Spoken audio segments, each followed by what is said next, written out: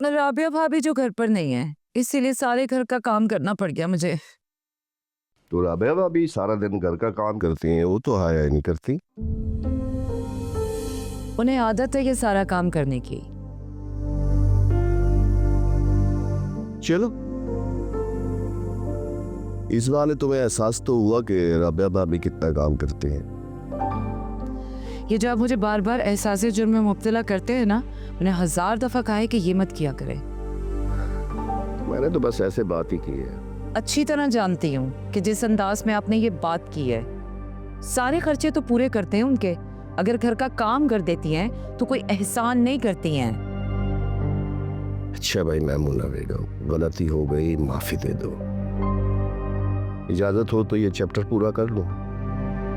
ये तो हाथ पैर में भी इतना दर्द हो रहा है। सहर होती तो मुझे दबा ही देती।